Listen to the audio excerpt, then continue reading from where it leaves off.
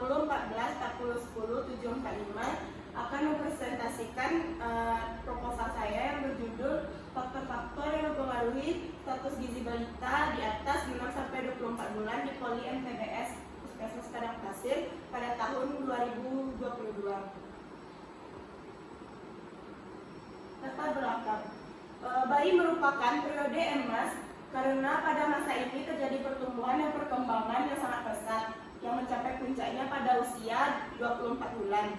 Periode emas pada kehidupan anak dapat tercapai optimal apabila ditunjang dengan asupan nutrisi yang tepat sejak lahir dalam 2 tahun pertama, yaitu menurut Mufidat pada tahun 2015. Menurut Pemerintah Republik Indonesia pada tahun 2012, air susu ibu atau ASI sebagai satu-satunya nutrisi bayi sampai usia 6 bulan dianggap sangat penting untuk tumbuh kembang sehingga dapat menjadi rekomendasi dari pemerintah. Setelah mendapatkan ASI eksklusif selama 6 bulan, bayi bisa diberikan makanan pendamping ASI atau MPASI sesuai dengan umurnya menurut Wahyuni tahun 2015. MPASI bukanlah makanan pengganti ASI karena tetap memegang peran penting pada kebutuhan gizi bayi. Maka selain ASI, pada usia 6-24 bulan pemberian MPASI sangat penting untuk pertumbuhan dan perkembangan bayi, di mana pemberian ASI atau MPASI tetap harus diperhatikan jenis makanan dan frekuensi yang akan diberikan. Selanjutnya, upaya peningkatan status kesehatan gizi bayi dan anak yang berumur 0-24 bulan melalui perbaikan perilaku masyarakat dalam pemberian makanan merupakan bagian yang tidak dapat dipisahkan dari upaya perbaikan gizi secara menyeluruh. Ketidaktahuan tentang cara pemberian makanan bayi dan anak adanya kebiasaan yang merugikan kesehatan secara langsung dan tidak langsung yang menjadi penyebab utama terjadinya kekurangan gizi pada anak, khususnya pada umur di bawah 2 tahun atau balita. Itu menurut pendapat Sulistioningsi pada tahun 2012. Selanjutnya, beberapa peneliti menyatakan bahwa masalah gizi pada bayi dan anak disebabkan oleh kebiasaan pemberian ASI dan MPASI yang kurang tepat dari segi kualitas dan kuantitasnya.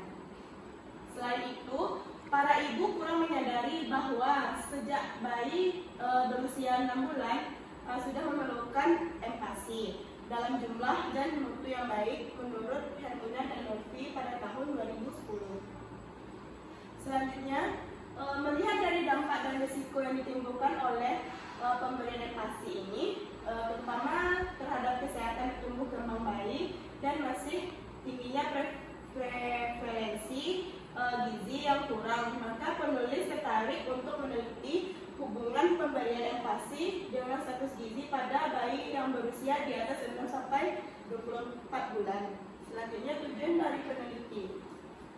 Yang pertama adalah untuk mengetahui faktor-faktor yang mempengaruhi status gizi pada bayi yang berusia di atas 6-24 bulan di Poli MTBS Puskesmas Padang Pasir.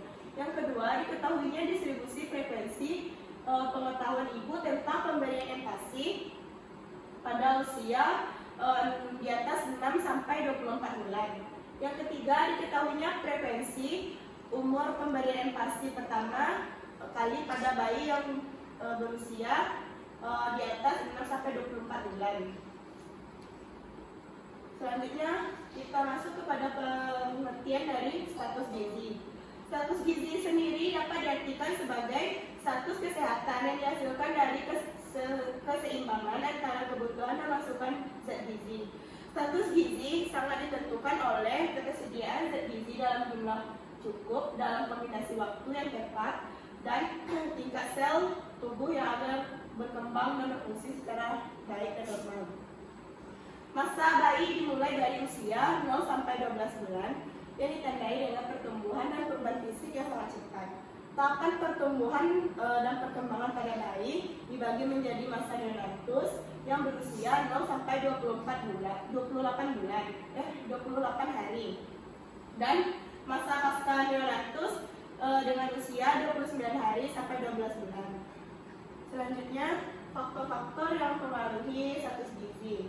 Menurut Perry dan Potter tahun 2012, faktor yang mempengaruhi status gizi antara lain yang pertama, mengonsumsi makanan yang tidak mencukupi kebutuhan sehingga tubuh kekurangan zat gizi. Yang kedua, keadaan kesehatan. Yang ketiga, pengetahuan pendidikan orang tua yang tentang kesehatan. Yang keempat, pemberian ASI dan AKASI. Yang kelima, kondisi sosial ekonomi. Ada pula faktor lainnya seperti faktor sosial, yaitu keadaan penduduk, umur, jenis kelamin, dan pelayanan kesehatan. Selanjutnya, pengertian empati. Apa sih empati itu? Empati adalah makanan atau minuman yang mengandung zat gizi dan yang diberikan kepada bayi dan anak usia 0 sampai 12 bulan yang guna untuk memenuhi kebutuhan gizi selain ASI. Empati merupakan makanan peralihan dari ASI ke makanan keluarga. Selanjutnya, tujuan dari empati itu sendiri yang pertama, mencoba adaptasi terhadap makanan yang mengandung kadar energi yang tinggi. Yang kedua, mengembangkan kemampuan bayi untuk menerima bermacam-macam makanan dengan berbagai rasa dan bentuk. Yang ketiga, mengembangkan kemampuan bayi untuk mengunyah dan menelan. Selanjutnya, menurut Departemen Kesehatan Republik Indonesia tahun 2012, usia pada saat pertama kali pemberian makanan pendamping ASI ini pada anak yang tepat adalah setelah anak tersebut berusia 6 bulan, dengan tujuan agar anak tersebut tidak mengalami infeksi atau gangguan pencernaan yang diakibatkan oleh virus dan bakteri. Selanjutnya, menurut Departemen Kesehatan Republik Indonesia tahun 2018, jenis makanan pendamping ASI yang baik itu terbuat dari makanan yang segar seperti tempe, kacang-kacangan, telur ayam, hati ayam, ikan, sayur mayur, dan buah-buahan. Selanjutnya, pada bayi umur 6 bulan, makanan yang diberikan berbentuk halus karena bayi tersebut sudah memiliki refleks mengunyah. Contoh ASI yang diberikan adalah bubur susu, biskuit yang ditambah air atau susu, pisang, pepaya yang sudah dimasukkan. Selanjutnya, bayi yang berumur 6 sampai 9 bulan yang diberikan yaitu sudah dicampur dengan sumber zat lemak yaitu santan dan minyak atau kelapa dan margarin. Yang selanjutnya, bayi yang berumur 9 sampai 12 bulan. Pada usia 10 bulan, bayi tersebut mulai diperkenalkan dengan makanan keluarga seperti bubur nasi, nasi tim, nasi lembek, makanan lembek atau yang sudah dicincang. Selanjutnya, kerangka konsep. Kerangka konsep terdiri dari yang pertama, variabel bebas yang digunakan dalam penelitian ini adalah pengetahuan, umur, pemberian ASI, pemberian empati, dan bentuk atau konsistensinya. Sedangkan variabel berikutnya adalah status gizi pada bayi yang berusia di atas 6 sampai 24 bulan. Selanjutnya, hipotesis. Hipotesis penelitian ini yaitu meliputi Hanel. Hanel adalah tidak adanya hubungan status gizi dengan pengetahuan ibu tentang pemberian empati pada bayi di atas 6 sampai 24 bulan. Yang HA adalah adanya hubungan status gizi dengan pengetahuan ibu tentang pemberian empati pada bayi di atas 6 sampai 24 bulan. Selanjutnya, kita masuk kepada metodologi penelitian yang digunakan pada penelitian ini, yaitu penelitian ini menggunakan penelitian survei analitik cross-sectional yang bertujuan untuk mengetahui faktor yang mempengaruhi status gizi pada bayi yang berusia di atas 6 sampai 24 bulan di Poli NPBS Puskesmas Karangpasir pada tahun 2022. Lokasi penelitian ini dilaksanakan di Puskesmas Karangpasir pada bulan Oktober sampai November tahun 2022. Sampel yang diambil dalam penelitian ini sebanyak 30 ibu yang memiliki bayi usia di atas 6 sampai 24 bulan yang bersedia dan ada pada saat pengambilan data. Selanjutnya, populasi yang diambil dalam penelitian ini adalah sebanyak 150 ibu yang datang pada bulan Oktober sampai November tahun 2022. Data yang digunakan pun dalam penelitian ini adalah data primer dan data sekunder. Data yang diperoleh dari dari penilaian status gizi bayi 6 sampai 24 bulan dan kuesioner pada ibu tentang pengetahuan ibu, umur, frekuensi, dan konsistensinya serta cara berkomunikasi pada bayi usia 6 sampai 24 bulan. Penilaian status gizi berdasarkan penimbangan berat badan bayi dan berdasarkan umur menggunakan timbangan bayi digital direct SEPCA. Selanjutnya, pengolahan data dan analisa data yang meliputi yang pertama pengedetan, coding atau pengkodean, yang ketiga memasukkan data, yang keempat tabulasi data.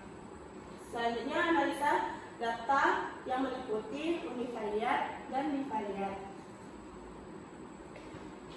Selanjutnya etika penelitian yang peneliti gunakan dalam penelitian ini.